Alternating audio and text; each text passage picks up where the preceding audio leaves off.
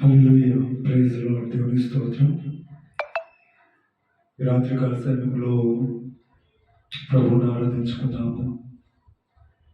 ప్రభువుని ఆరాధించే సమయము ప్రభువుని ఆత్మతో సత్యంతో ఆరాధిస్తూ ప్రభు వైపు చూస్తూ, ప్రభువా ఈ లోకంలో నీవే నా దిక్కు ప్రభువా, నేను స్తుతించినప్పుడు, నేను గణపరిచినప్పుడు, నిన్ను ఆరాధించినప్పుడు ప్రభువా, అయ్యా మీరు ఎంతగానో సంతోషించే దేవుడు అయ్యున్నారు. అందుని బట్టి నీకు స్తోత్రం చెల్లించుకోవచ్చున్నాం. ఆశ్చర్యకరుడా నీకు స్తోత్రములు, ఆలోచనకర్త నీకు స్తోత్రములు, నిత్యుడు తండ్రి నీకు స్తోత్రములు, సమాధానకర్త అధిపతి నీకే స్తుతి స్తోత్రములు. నీ భుజముల మీద రాజ్యభారం ఉన్నది, నీకు స్తోత్రములయ్యా, స్తోత్రములయ్యా, స్తోత్రములయ్యా. సర్వలోకములలో అయ్యా నీవే రాజు అయిన దేవుడుగా నేను స్తుతిస్తున్నా ప్రభు. సర్వలోకము కూడా నాయన తండ్రి అనేక చేతి పనులే ప్రభు. సమస్తము ప్రభు తండ్రి నిశ్చితానుసారంగా జరిగించండి ప్రభు. యూదా గోత్రపు సింహముగా నాయన 2000 సంవత్సరాలు ప్రభు అయ్యా ఇదిగో ఈ లోకానికి వచ్చి ప్రభు, పరలోకం నుండి ప్రభు ఈ భూలోకానికి దిగి వచ్చి ప్రభు మా కొరకు నాయన శిలువలో వేలాడి ప్రభు, మా కొరకు శిలువలో రక్తాన్ని కాల్చి, మా కొరకు శిలువలో ప్రభు చేర్చబడి, మా కొరకు శిలువలో ప్రభు ప్రాణము పెట్టి ప్రభు అయా మా కొరకు శిలువలో అపరాధ పరిహారార్థ బలిగా మిమ్మల్ని మీరు ప్రభు సమర్పించుకొని ప్రభు అయా మా కొరకై ప్రభు అయా అయా పాపమైంది ప్రభు అయా మరణించి ప్రభు అయా తండ్రి యేసయ్యా మా పాపాలు ప్రభు క్షమించుడుకు నాయన తండ్రి యేసయ్యా అయా మమ్మల్ని ప్రభు నీ యొక్క పరలోక రాజ్య పౌరులుగా చేయుటకు నాయన అయా శిలువలో ప్రాణం పెట్టిన దేవానికి స్తోత్రములు, స్తోత్రములు, స్తోత్రములు, స్తోత్రములు, స్తోత్రములు అయా తండ్రి యేసయ్యా శిలువ పైన తండ్రి వేలాడుతున్నాయి. ఈ 7 నాయన అయా మాటలు ప్రార్థనలో నాయన మీరు చేశారు. అందులో బట్టి నీకు స్తోత్రం, స్తోత్రం, స్తోత్రం తండ్రి. నీ చేతికి నా ఆత్మను అప్పగించుకొచ్చున్నానని ప్రభు చెప్పి ప్రారంభించిన గొప్ప దేవుడు ప్రభు. ఈనాడు ప్రభు మా యొక్క ఆత్మను ప్రభు నీ చేతికి అప్పచెప్తున్నావు ప్రభు అయా మా యొక్క ఆత్మలోని కల్ముషాన్ని కడిగి వేయండి ప్రభు, మా యొక్క ఆత్మలోని కపటాన్ని తీసివేయండి ప్రభు అయా మా యొక్క ఆత్మలో ఉన్న నాయన తండ్రి యేసయ్యా నీకు విరోధమైన దోషాలను తొలగించి వేయండి ప్రభు అయా. ఆత్మలో కప్పలు లేని వాడు ధన్యుడు అన్నారు కదా, యెహోవా చేత నిర్దోషిని ఎంచబడిన వాడు ధన్యుడు అని ప్రభు మీరు సెలవిస్తుండగా ప్రభు నీ చేతనైనా నిర్దోషిగా ప్రభు తండ్రి చేసే పిలువబడి పరిశుద్ధాత్మ సహాయం చేయండి ప్రభు అయా. మా కొరకు ప్రాణం పెట్టి తిరిగి 3వ దినాన లేచి ప్రభు పునరుద్ధారణ ప్రభు అయా యొక్క పునరుద్ధారణ బలముతో జీవింపజేస్తున్న దేవుడు ప్రభు అయా. మళ్ళా రాకుండా ప్రభు మేమందరం కూడా మీరు ఏ రీతిగా పునరుద్ధారణ అయ్యారు, మేమందరం కూడా పునరుద్ధారణం అవుతామని ప్రభు నమ్ముచున్నాం, విశ్వసిస్తున్నాం ప్రభు. నీ గొప్ప కార్యాలు జరిగించండి ప్రభు, ఆశ్చర్యకరమైన యొక్క వెలుగులో నడిపించండి. ఆలోచన చెప్పండి ప్రభు అయా, ఆలోచన కర్తానికి స్తోత్రములు, స్తోత్రములు, స్తోత్రములు అయా. ఎంతో దుఃఖములో ఉన్నావు ప్రభు, బహు దుఃఖంలో ఉన్నావు ప్రభు, బహు బాధల్లో ఉన్నావు ప్రభు, ఓదార్చి వారు లేక నాయన తల్లడిల్లిపోతున్నాము ప్రభు అయా తండ్రి. ఈ సమయంలో ప్రభు తాకండి ప్రభు, మీరు తాకండి ప్రభు, నీ చల్లని చేతితో ప్రభు మమ్మల్ని తాకండి ప్రభు, మమ్మల్ని తాకండి ప్రభు. నిత్యుడా నీ సన్నిధిలో ప్రభు నిత్యము జీవించుటకు ప్రభు సహాయం చేయండి తండ్రి, సహాయం చేయండి ప్రభు, సహాయం చేయండి తండ్రి. నీకే కృతజ్ఞతలు చెల్లించుకొచ్చున్నాను తండ్రి. స్తోత్రములే, స్తోత్రములే, స్తోత్రములే. యూదా స్తుతి గోత్రపు సింహమా యేసయ్యా నా ఆత్మీయ ప్రగతి నీ స్వాధీనమా. యూదా స్తుతి గోత్రపు సింహమా యేసయ్యా నా ఆత్మీయ ప్రగతి నీ స్వాధీనమా. నీవే కదా నా ఆరాధన, ఆరాధన స్తుతి ఆరాధన, ఆరాధన స్తుతి ఆరాధన. నీవే కదా నా ఆరాధన,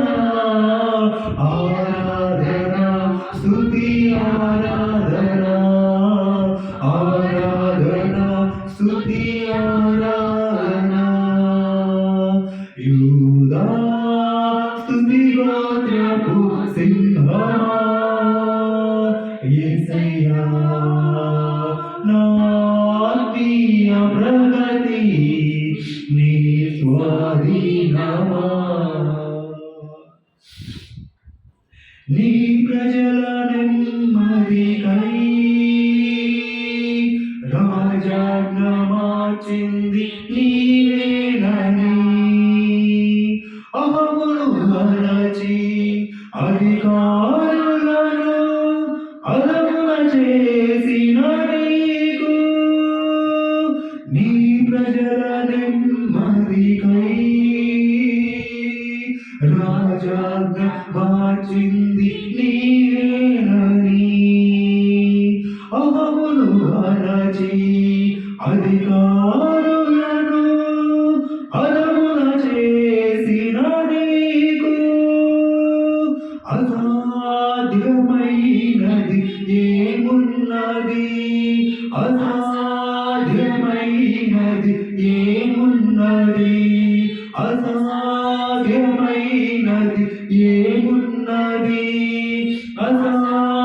అసాధ్యమైనది ఏమున్నది యూదా సుదిగోత్రపు సింహమా యేసయ్యా నా ఆత్మీయ ప్రగతి నీ స్వాధీనమా నీ నీతి కిరణాలకై నా దిక్కు దిశలన్నీ నీవేనని అనాది కాలాన ప్రథమా ఫలముగా పాపపరచిన నీకు నీ నీతి కిరణాలకై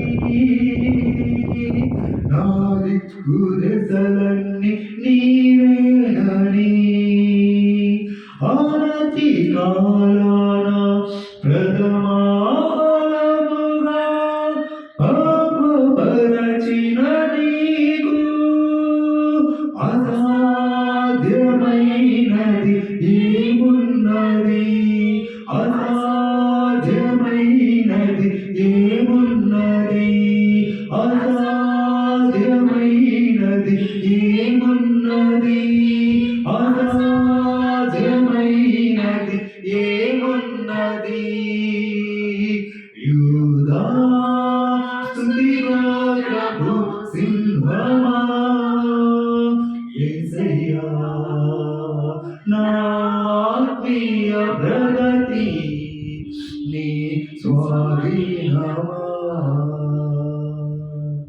నీ వారసత్వముకై నా జయము కోరింది నీవేనని అత్యున్నతమైన సింహాసనములు నాటి చుట్టలో నీకు నీ వారసత్వముకై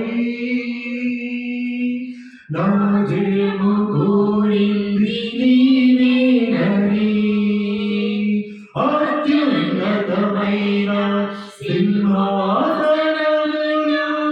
నాటి చుట్టలో నీకు అసాధ్యమైనది ఏమున్నది అసాధ్యమైనది ఏమున్నది అసాధ్యమైనది ఏమున్నది అసాధ్యమైనది ఏమున్నది యూదా స్తుతిగోత్రపు సింహమా యేసయ్యా నా ఆత్మీయ ప్రగతి నీ స్వాధీనమా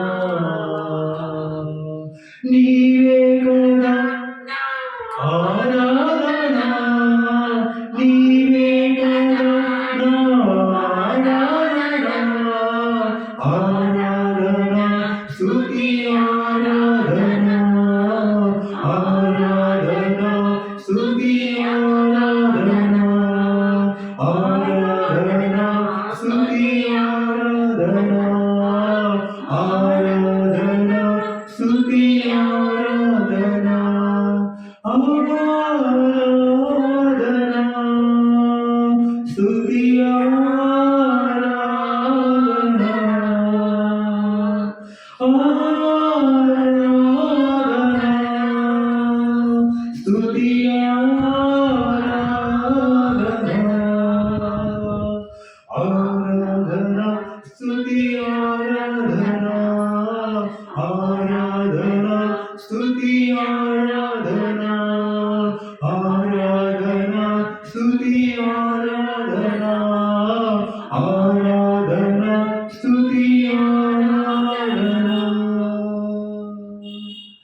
అవును ప్రభువా, స్తుతి ఆరాధన నీకే ప్రభువా, స్తుతి ఆరాధన మహిమాగత ప్రభువా నీకే చెల్లించుకుంటున్నా ప్రభు. ఈ రాత్రి కాలశల మా యందు ప్రభు, పక్షమైనడి ప్రభు, మౌని యొక్క ఆత్మ నింపండి ప్రభు. నా ఆత్మ సత్యంతో ఆరాధించుకుని కనపరచుకునైనా మీరు ఇచ్చిన గొప్ప ఆరోగ్యతను బట్టి ప్రభు నీకు కృతజ్ఞతాస్తుతులు చెల్లించుకుంటున్నా ప్రభు. యేసయ్య బలపరచండి, యేసయ్య స్థిరపరచండి, యేసయ్య ఆయా న్యాయమైనది, యేసయ్య మా పక్షమైనది తండ్రి, ఘనమైన కార్యాలు జరిగించేది ప్రభు. అయ్యా తండ్రి యేసయ్య, అదిగో నాయన తండ్రి వచ్చి ప్రతి బిడ్డను ఆశీర్వదించండి, ప్రతి బిడ్డ ప్రభు యొక్క ఆత్మతో నింపండి, ఆత్మశక్తితో నింపండి ప్రభు. అయ్యా ఇదిగో ప్రభు ఈ లోకానికి సంబంధించిన ఆలోచన తీసేసి ప్రభు, ఆత్మ సంబంధమైన ఆలోచనతో ప్రభు లేదేమో నాయన. అయ్యా ఇదిగో ప్రభు యొక్క సన్నిధిలో ప్రభు తండ్రి యేసయ్య, అయ్యా ఇదిగో ప్రభు జీవించే వారు మీ చేతులు ప్రభు మీద అల్లాడించండి ప్రభు. నీకు స్తోత్రం నాయన, కొందరు చెల్లించుకోవచ్చు, నీకు ఆరోగ్యం జరిగించి ప్రభు తండ్రి ముందున్న సమయాన్ని ఆశీర్వదించండి.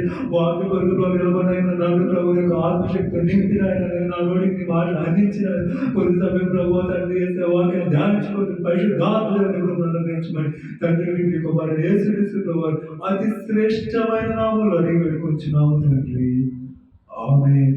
హల్లెలూయా. దేవుడికి స్తోత్రం కలుగును గాక. హల్లెలూయా. కూడి వచ్చిన ఆత్మీయ సహోదరులందరికీ నా హృదయపూర్వక వందనాలు తెలియజేస్తున్నాను. అందరికి కూడా యేసుక్రీస్తు ప్రభు యొక్క పునరుద్ధాన దినపు శుభములు కూడా తెలియజేస్తున్నాను. మరి దేవుడు ప్రేమించి మనల్ని గత పునరుద్ధాన దినం నుండి ప్రభు ఈ సంవత్సరము పునరుద్ధాన దినం వరకు కూడా కాచి కాపాడి భద్రపరిచిన విధానాన్ని బట్టి దేవుడికి స్తోత్రము కలుగును గాక. హల్లెలూయా, హల్లెలూయా. దేవునికి స్తోత్రం, హల్లెలూయా. దేవుని యొక్క వాక్యాన్ని చదువుకుందాము. దేవుని పరిశుద్ధ గ్రంథం నుండి మార్కు సువార్త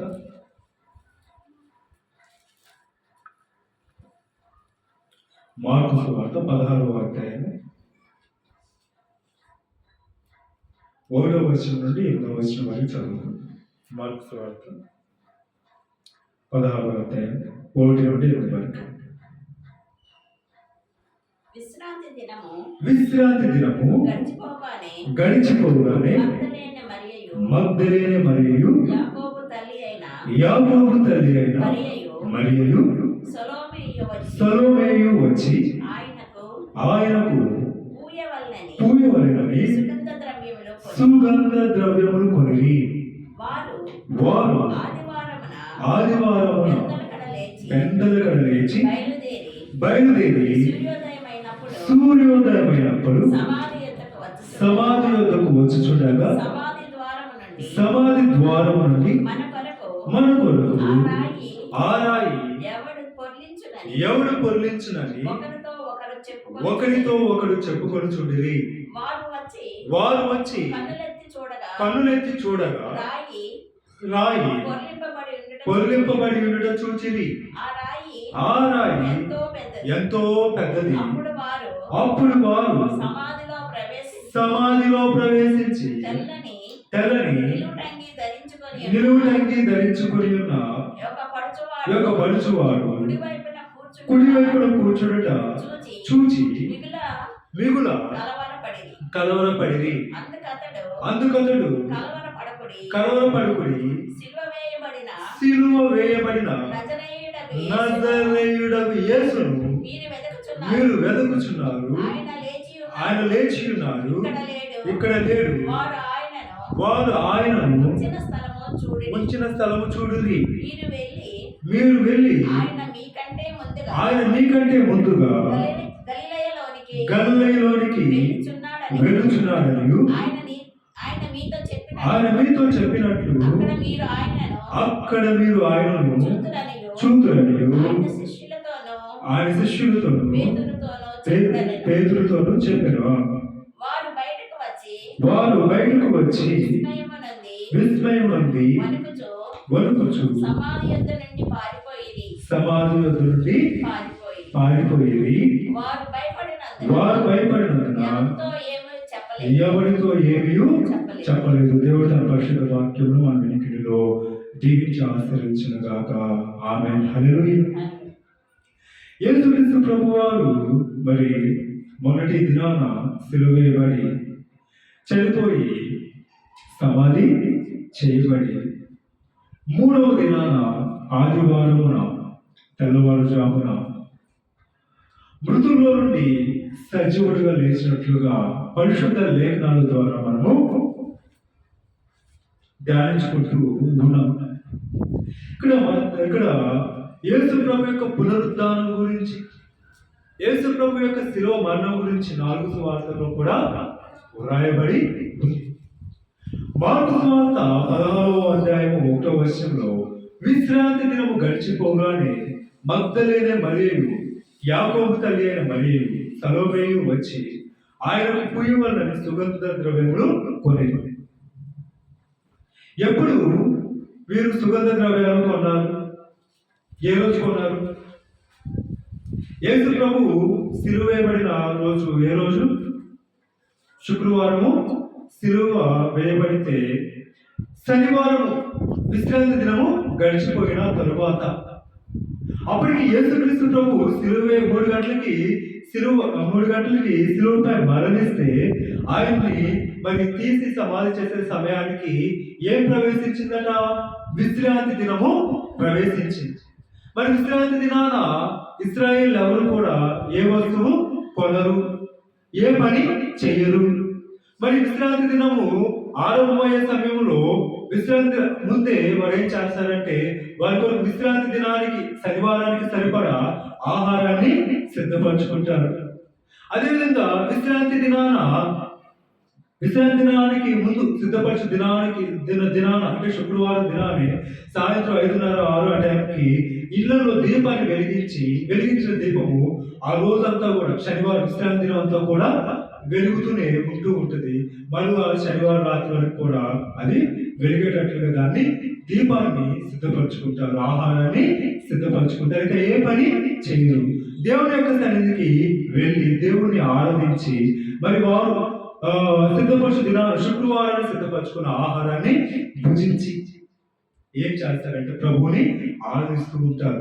ఇక్కడ విశ్రాంతి దినం గడిచిపోగానే మగ్దలేనే మరియు యాకోబు తల్లి మరియు సలోమేయు వచ్చి ఆయనకు పుయ్యవలని సుగంధ ద్రవ్యములు కొనివి. వారు ఆదివారం పెద్దలకడ లేచి బయలుదేరి. హల్లెలూయా. ఎందుకు వీరు ఆదివారం పెద్దలకడ మరి వెళుతూ ఉన్నారు? యేసుక్రీస్తు ప్రభు బ్రతుకున్న కాలంలో ఏమని చెప్పారు అంటే నేను 3వ దినాన తిరిగి లేస్తాననేసి యేసుక్రీస్తు ప్రభు చెప్పాడు కానీ ఆయన మరి లెగుస్తాడన్న నమ్మకము ఎవరికి లేదు, శిష్యులకి లేదు, ఎవరికి కూడా లేదు. వీరు కూడా ఎందుకు వెళ్తున్నారు అంటే యేసుక్రీస్తు ప్రభు సజీవుడు అవుతాడని చెప్పాడు, మరి మృతుల్లోని లేస్తానని చెప్పాడు అనేసి మరి వీరు అలా ఆ ఉద్దేశంతో వెళ్ళడం లేదు. కానీ యేసుక్రీస్తు ప్రభు చనిపోయిన ఆ యొక్క శరీరానికి సుగంధ ద్రవ్యాలు పూయడానికి మాత్రమే వెళుతూ ఉన్నారు. అంటే 3వ దినాన మరి ఆ యొక్క లోపలికి వెళ్ళేసేసి మళ్ళా ఆ యొక్క సుగంధ ద్రవ్యాలు పూస్తే కొన్ని రోజులు యేసుక్రీస్తు ప్రభు యొక్క శరీరం కులిపోకుండా ఉంటుందన్న ఆలోచనతో వీళ్ళు వెళ్తున్నారు. కానీ యేసుక్రీస్తు ప్రభు నిజంగా లెగుస్తాడన్న ఆలోచన వీరికి కూడా లేదు. కానీ వీరికి ఉన్న ఆసక్తి ఏంటంటే ప్రభువుని సేవించే ఆసక్తి వీరికి ఉంది. ప్రభువుని ఆరాధించే ఆసక్తి ఎవరికి ఉందంటే స్త్రీలకి ఉంది. ఈ యొక్క స్త్రీలు మరి మొట్టమొదటిసారిగా పునరుద్ధారుడైన క్రీస్తుని చూశారు. పునరుద్ధారుడైన క్రీస్తుని మొట్టమొదటిగా ప్రకటించింది ఎవరు అంటే స్త్రీలే. హల్లెలూయా. మరి దేవుడు శరీరధారిగా ఉన్నప్పుడు ఆయన 12 మంది శిష్యుల్ని ఎంచుకున్నప్పటికీ కూడా, ఆయన మగవారిని ఎంచుకున్నప్పటికీ కూడా ఆయన పునరుద్ధారుడైన తరువాత మొట్టమొదటిగా ప్రకటించింది స్త్రీలే. హల్లెలూయా. వీరికున్న ఆసక్తిని బట్టి వారు దేవుడిని చూడగలిగారు. మరి వీరికి కూడా ఆసక్తి లేకపోతే ఎందుకులే మనం ఏమి వెళ్తాం, అంత పెద్దలుగా వెళ్ళి మరి సుగంధ ద్రవ్యాలు ఏమి పూసొస్తామనేసి వారు ఇళ్లలో కూర్చున్నట్లయితే వారు యేసుక్రీస్తు ప్రభు యొక్క పునరుద్ధానాన్ని మరి ఆనాడు చూసేవారు కాదు.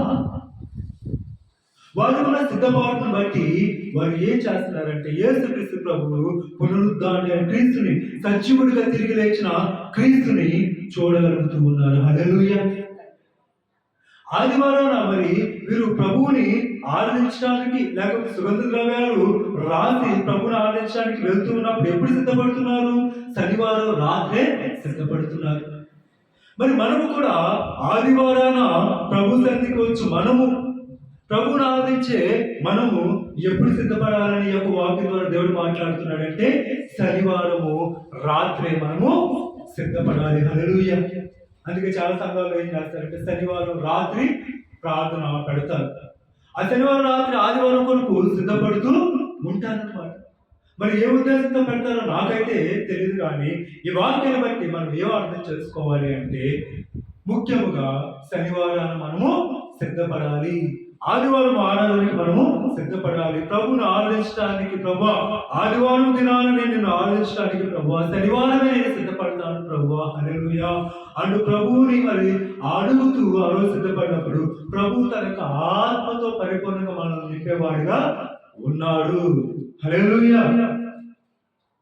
ఆ రీతిగా మరి అలా వస్తూ ఉన్నప్పుడు సూర్యోదయమైనప్పుడు, సూర్యోదయమైనప్పుడు సమాధి వద్దకు వచ్చుచుండగా సమాధి ద్వారం నుండి మన కొరకు ఆ రాయి ఎవరు పొరలించినని ఒకరితో ఒకరు చెప్పుకొనిచుండ్రు. ఆ రాయి ఎలాంటి రాయి అంటే చాలా పెద్ద రాయి అన్నమాట.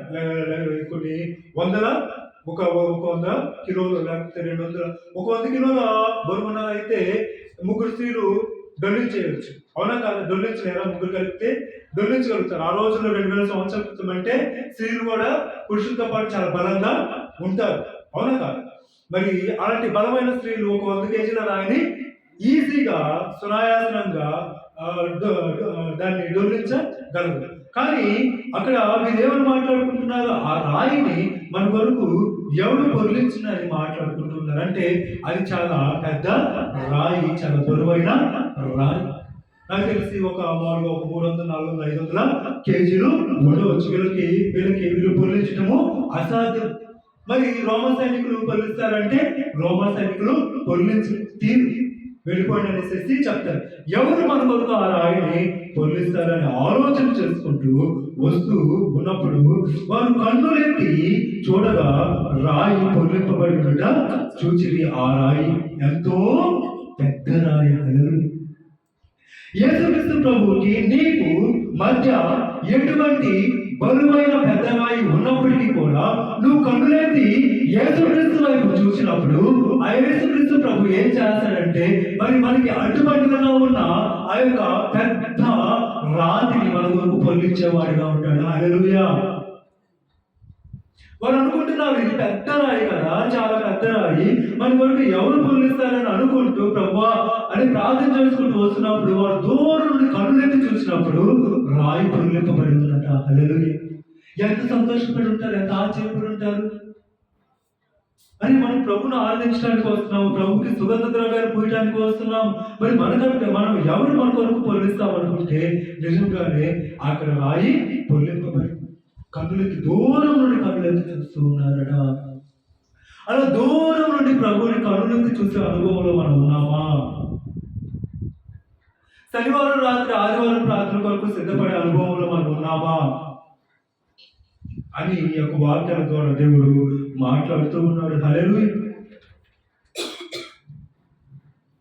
5వ వచనంలో అప్పుడు వారు సమాధిలో ప్రవేశించి తెల్లని నిలుటంగి ధరించుకుని ఉన్న యొక్క పడుచువాడు కుడివైపున కూర్చున్నట్టు చూసి దిగులు కలవరపడి. హల్లెలూయా. వీరు ఎవరిని చూశారంటే దేవదూతను చూశారు. యేసుక్రీస్తు పుట్టినప్పుడు దేవదూత ఎవరెవరు కనపడింది? కృత నిబంధనలో దేవదూతలు ఎవరెవరు చూచారు? యేసు ప్రభు పుట్టుకలో మొట్టమొదటిగా ఎవరు కనపడింది దేవదూత? మొట్టమొదటిగా ఎవరికి కనపడిందంటే జకర్యాకి కనపడింది. జకర్యా దేవుని యొక్క ఆలయంలో మరి దేవుడికి అక్కడ మరి ధూపం వేసే సమయంలో అక్కడ దేవుడి కుడి వైపున దేవదూత కనపడింది జకర్యాకి. తర్వాత ఆ సంఘటన తర్వాత మరియ తల్లికి దేవదూత కనపడింది. మరియా నీవు పరిశుద్ధాత్మ ఉన్న గర్భాన్ని ధరిస్తున్నావు అనేసి తర్వాత మరి తల్లి మొట్టమొదటిగా జకర్యాకి కనపడింది. జకర్యా, నీకు కుమారుడు అనుగ్రహింపబడతాడు, దేవుడి యొక్క మార్గాన్ని అతడు సిద్ధపరుస్తాడని లోకాసు సువార్త 1వ అధ్యాయంలో కనపడతాడు. తర్వాత మరి తల్లికి కనిపిస్తాడు. తర్వాత ఎవరు కనిపిస్తాడంటే యోసేపుకి స్వప్నంలో దేవదూత కనిపిస్తాడు. నీ భార్య అయిన మరియను చేర్చుకుంటూ నువ్వు భయపడవద్దు, ఆమె పరిశుద్ధాత్మ వల్ల గర్భం ధరింపబడి ఉన్నదని చెప్పినప్పుడు మరి యోసేపు మరియను చేర్చుకుంటాడు. తర్వాత అదైపోయిన తర్వాత మరి దేవదూత ఎవరు కనపడతాడు అంటే మళ్ళా గొర్రెలకు కనిపిస్తాడు. యేసు ప్రభు పుట్టిన తర్వాత ఎవరు కనిపిస్తాడు? గొర్రెల కాపరులకి దేవదూత కనిపిస్తాడు. అలా గొర్రెల కాపరులు కనిపించిన తర్వాత మరి 2 సంవత్సరాలు అలా అయిన తర్వాత జ్ఞానులు వెతుక్కుంటూ యేసుక్రీస్తు ప్రభుని వెతుక్కుంటూ ఆ యొక్క బెత్లెహేముకు వచ్చినప్పుడు మరి హేరోదుని కలిసి వచ్చి యేసుక్రీస్తు ప్రభుకి వెళ్ళిన తర్వాత దూత చేత బోధింపబడిన వారు హేరోదునికి దగ్గరికి వెళ్లకుండా వేరే మార్గానికి వెళ్ళిపో అని చెప్పే సమయంలో దేవదూత కనిపిస్తాడు. అలాంటిది కనబడిన దేవదూత 33.5 సంవత్సరాల తర్వాత ఎవరికి కనిపిస్తున్నాడంటే ఇక్కడ యాకోబు తల్లి అయిన మరియకు, అదేవిధంగా మగ్దలేని మరియకు, సలోమేయుకు కనిపిస్తూ ఉన్నాడు. ఎలా కనిపిస్తున్నాడు అంటే అప్పుడు వారు సమాధిలో ప్రవేశించి తెల్లని నిలువుటంగి ధరించుకుని ఒక పడుచువాడు ఎవరడా? దేవ దూత.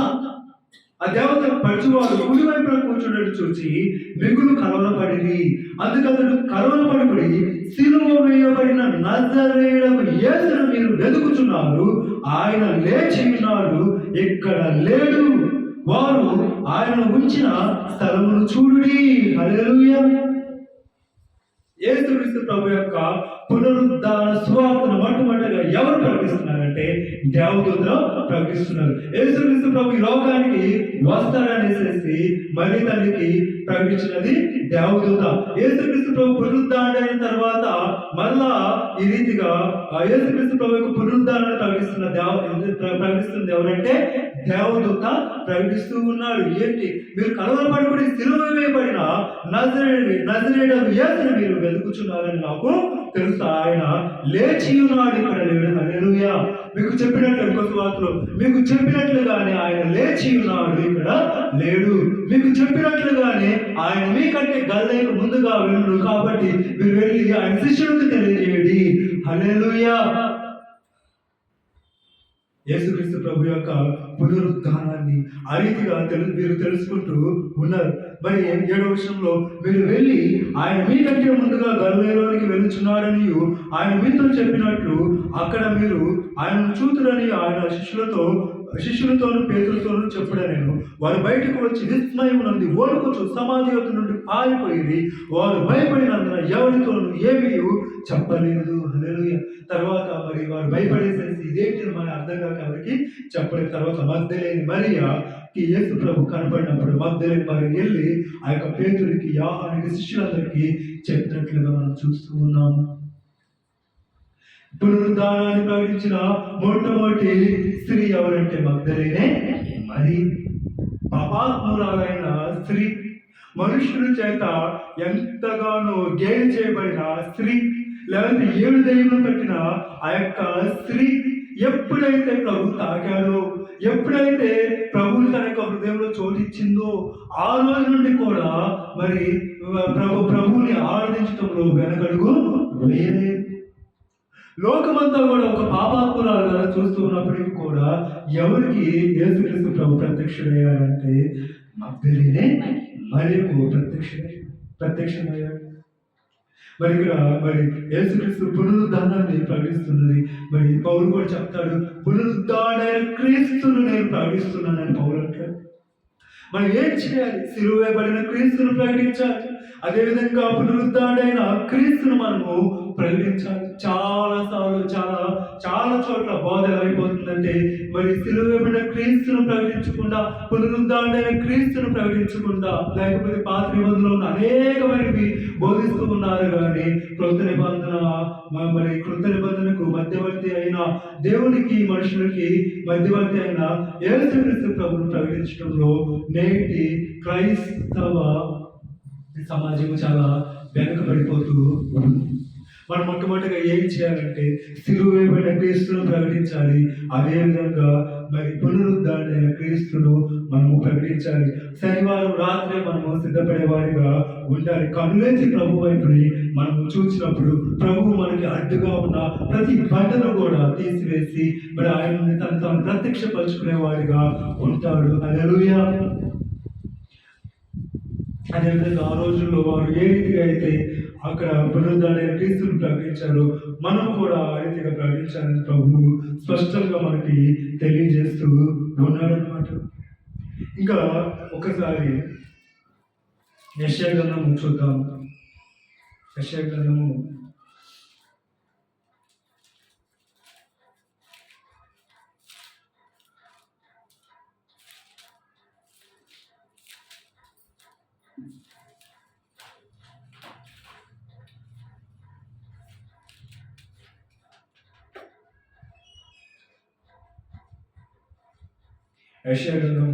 54వ అధ్యాయం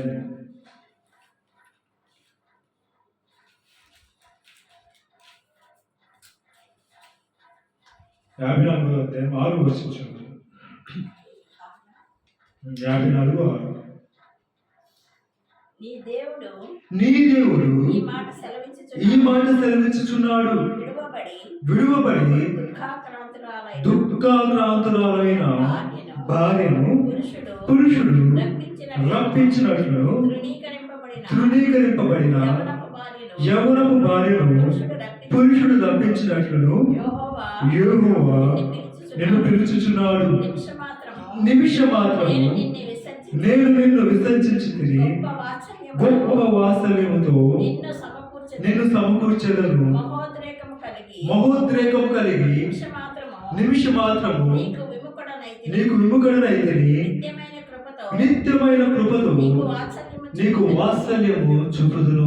యేసుక్రీస్తు ప్రభు శిలువపై మాట్లాడిన 4వ మాట, ఏలీ ఏలీ లామా సబక్తాని, నా దేవా నన్నెందుకు నీవు చేయి విడిచితివి అని యేసుక్రీస్తు ప్రభు అంటూ ఉన్నప్పుడు దేవుని యొక్క లేఖనం ఏమని చెప్తా ఉందంటే, నిమిషం మాత్రము నేను నిన్ను విసర్జించి తిరిగి గొప్ప వాత్సల్యంతో నిన్ను సమకూర్చాను. ఒక్క నిమిషం మాత్రము తండ్రి కుమారుణ్ణి ఏం చేశాడట? విసర్జించాడు. అలా విసర్జించబట్టే నేడు మనకి పాప క్షమాపణ, నేడు మనకి పునరుద్ధానపు జీవం, పునరుద్ధానపు శక్తి, పునరుద్ధానము నేనే, జీవమును నేనే. చనిపోయిన మనందరము కూడా ఒకనొక దినాన పునరుద్ధాన దినాన, నీతిమంతుల పునరుద్ధాన దినాన మనం ఏమి చేయవలసిన వారమై ఉన్నామంటే, యేసుక్రీస్తు ప్రభు 2వ రాకడలో వచ్చినప్పుడు, మధ్యాకాశానికి వచ్చినప్పుడు మనం ఆయన కూడా పునరుద్ధాన దినాన లేవవలసిన వారమై ఉన్నాం. ఒక్క నిమిషంలో యేసుక్రీస్తు ప్రభుని కంటే విసర్జించకపోతే మనము పునరుద్ధానము కాలేము. హల్లెలూయా.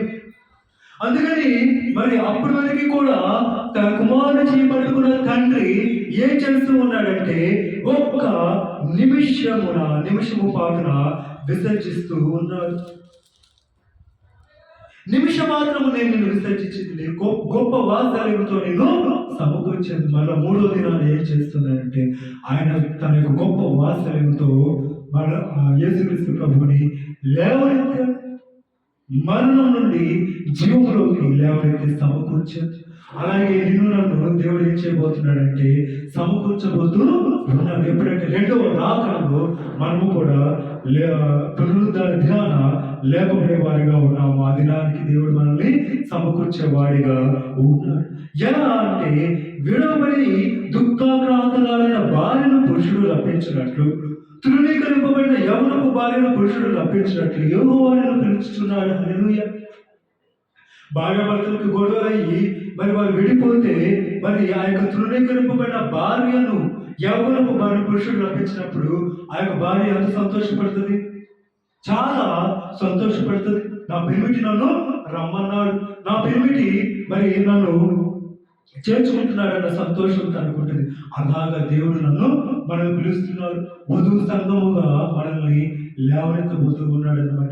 కాబట్టి మరి ఈ రోజు నుండి కూడా మనం ఏం చేద్దామంటే సిలువ వేయబడిన క్రీస్తును ప్రకటిద్దాము. పునరుద్ధారుడైన క్రీస్తును ప్రకటిస్తూ పునరుద్ధారణ జీవము నేనే అయ్యున్న దేవుడి వైపు మాత్రమే చూస్తూ ఆనాడు మన యొక్క సమాధిని దూరం నుండి కనులెత్తి వారు చూస్తూ ఉన్నప్పుడు మన యొక్క బండ ఎవరో పొలించారు. మరి ఆ సమాధిలోకి డైరెక్ట్ గా వెళ్ళారు. మరి దేవుడి వైపు మన యొక్క కనులెత్తి కనులను మనం చూసినప్పుడు మనకి ఎటువంటి అడ్డంకము ఉండదు. లోక వైపు చూస్తే మనకి దేవుని చేరుకునే ఈ యొక్క దారిలో ఎన్నో అడ్డంకులు మనకి వస్తాయి. కానీ దేవుని వైపు మాత్రమే చూస్తే ఎటువంటి అడ్డంకం ఉన్నా కూడా, ఎటువంటి నాయన అడ్డంకులతో కూడుకున్న పెద్ద బండరాలనైనా దేవుడు తొలగించి వేసేవాడిగా ఉంటాడనమాట. ఈ పునరుద్ధాన దినాన దేవుని వైపు చూస్తూ ప్రభు యొక్క సన్నిధిలో మరి యొక్క సంవత్సరాలతో కూడా దేవుని యొక్క పునరుద్ధాన శక్తిని పొందుకొని ప్రభు వైపు చూస్తూ గొప్ప వాసనతో ప్రభావం మనం సమకూర్చే దేవుడు అని నమ్మి విశ్వాసంతో దేవుని వైపు చూస్తూ ముందడుగు వేద్దాము. అంటే వాక్యాల ద్వారా దేవుడి గొప్ప ఆదరణ మనకి కలుగు చేయను గాక. Amen. Hallelujah. Praise the lord.